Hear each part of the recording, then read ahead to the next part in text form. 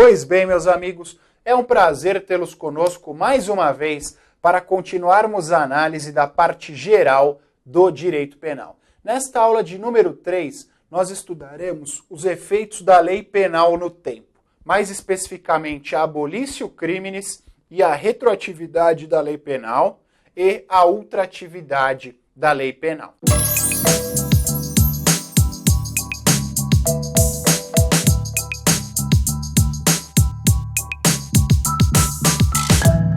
Para que façamos esta análise, faz-se necessária a leitura do artigo 2º do Código Penal. Leitura esta que será feita por nós conjuntamente. Diz o artigo 2º: ninguém pode ser punido por fato que lei posterior deixa de considerar crime, cessando em virtude dela a execução e os efeitos penais da sentença condenatória. Primeiro pedido que eu faço aos senhores: grifem efeitos penais. Continuando a leitura do parágrafo único. A lei posterior, que de qualquer modo favorecer o agente, aplica-se aos fatos anteriores, ainda que decididos por sentença condenatória transitada em julgado. Por mais simples que possa parecer o conteúdo do artigo 2º e também o conteúdo do parágrafo único, destas disposições nós extrairemos uma série de informações importantes. Primeira delas, abolitio criminis.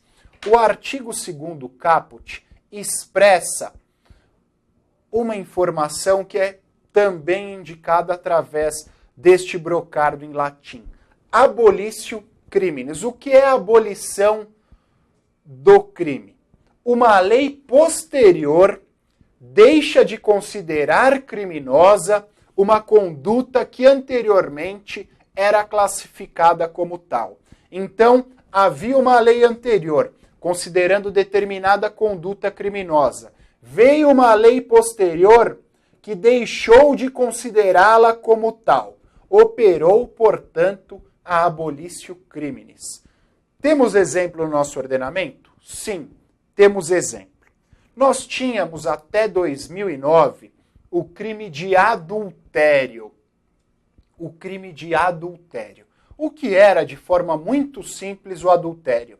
Havia um casal e um dos componentes deste casal resolvia passear em outra vizinhança e arrumava um outro companheiro ou uma outra companheira, também classificados extrajuridicamente como amantes. Então, este que arrumou um amante, ou quem arrumou uma amante, etc., seria considerado adúltero, estaria em curso na disposição do Código Penal. Posteriormente, a Lei 11.606 de 2009 deixou de considerar o adultério como conduta criminosa. Operou, portanto, a abolitio criminis.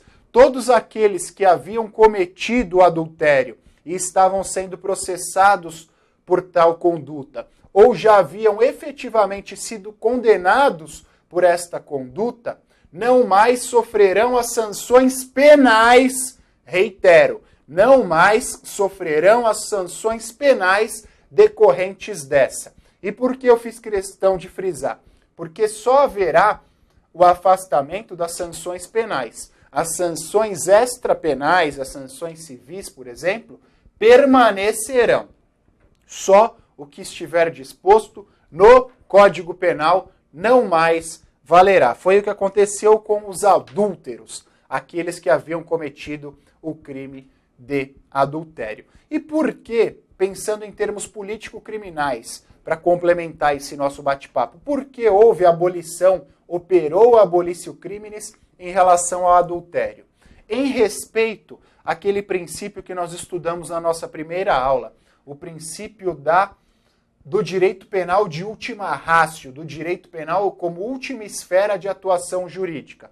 Houve o adultério, nós deixamos esse problema para o direito civil, para o direito de família. O casal, este ex-casal, vai resolver isso civilmente.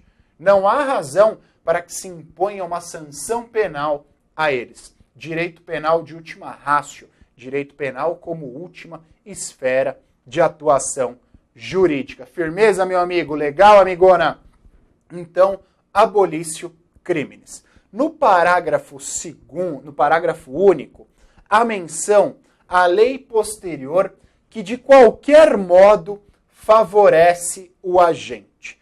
Como decorrência da lei posterior que de qualquer modo favorece o agente, nós temos a retroatividade benéfica e a ultratividade benéfica.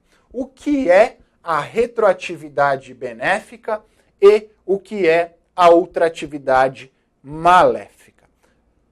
Amigão, amigona, supondo que surge uma nova lei que trate de uma forma melhor aquela conduta que havia sido anteriormente praticada. Então o sujeito cometeu um crime de homicídio, por exemplo, no dia 1º de janeiro de 2014. No dia 1º de janeiro de 2015, a pena do homicídio foi reduzida. Então a pena que era em 1º de janeiro de 2014 de 6 a 20 anos passou a ser de 1 ano a 3 anos. Nesta circunstância, essa diminuição será aplicável àquele sujeito que cometeu o crime anteriormente ou não será aplicável? Sim, em sendo benéfica, ela será aplicável ao sujeito que cometeu o crime anteriormente. Então, a lei nova vai retroagir para abarcar fatos anteriores quando benéfica. Então, ela retroage para abarcar fatos anteriores quando benéfica. Agora, citando o mesmo exemplo. O cara havia cometido o crime de homicídio no dia 1º de janeiro de 2014. Pena de 6 a 20 anos. Posteriormente, em 1º de janeiro de 2015, surgiu uma lei dizendo o seguinte: a pena do homicídio será de 20 a 30 anos. A pena do homicídio será de 20 a 30 anos. Lei posterior que trata de forma mais grave a conduta anteriormente praticada. Aquela lei anterior, mais benéfica, deixará de operar efeitos ou vai continuar operando efeitos em relação aos crimes praticados durante a sua vigência? Ela continuará operando efeitos em relação aos crimes praticados durante a sua vigência por ser mais benéfica. Então, ultratividade benéfica. Se perguntarem a vocês, o direito penal é compatível com a retroatividade? Os senhores dirão não. Excepcionalmente, haverá retroatividade quando for benéfica. O direito penal é compatível com a ultratividade? Não. Mas haverá ultratividade quando ela for benéfica. Então, tanto a retroatividade benéfica como a ultratividade benéfica são exceções. Não preciso nem dizer, diante de tudo que já lhes foi dito, por uma questão lógica, todos concluirão. Não é possível a retroatividade maléfica, em malam partem, nem é possível a ultratividade maléfica, em malam partem. Só são admissíveis as modalidades de retroatividade benéfica, em bonam partem, e ultratividade benéfica, em bonam partem. Tudo bem, meu amigo? Tudo bem, minha amiga?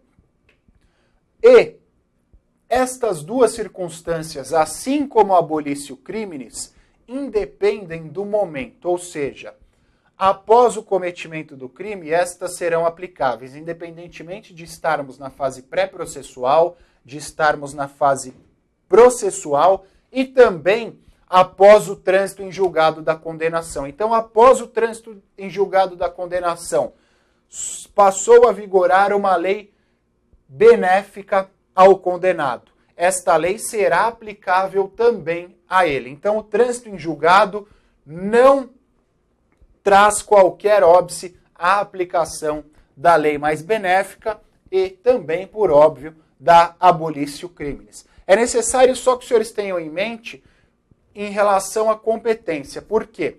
Antes do trânsito em julgado, competirá ou ao juiz de direito ou ao desembargador, ao relator, ao ministro, etc., dependendo da fase. E após o trânsito em julgado da condenação, competirá ao juiz das execuções penais. Já está cumprindo a pena.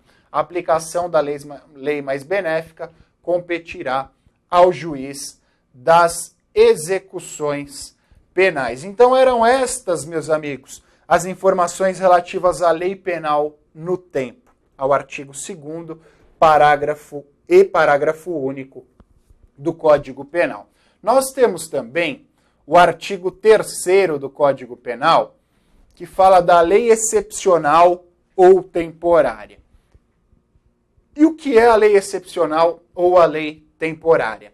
É aquela lei que é editada para regulamentar situações específicas num conceito, num contexto específico, ou tem o seu tempo de vigência determinado pela própria lei. Até hoje, era muito difícil indicar uma lei penal temporária ou excepcional. Nós tínhamos lá, da época do Plano Cruzado, antes do Plano Real, em virtude do controle da inflação. Então, determinadas condutas eram criminalizadas, mas não era um exemplo muito quadradinho, que encaixava perfeitamente. A Copa do Mundo de 2014 nos trouxe exemplo de lei penal temporária. E por quê? A Lei Geral da Copa traz a criminalização de determinadas condutas. E esta Lei Geral da Copa só é aplicável durante determinado período,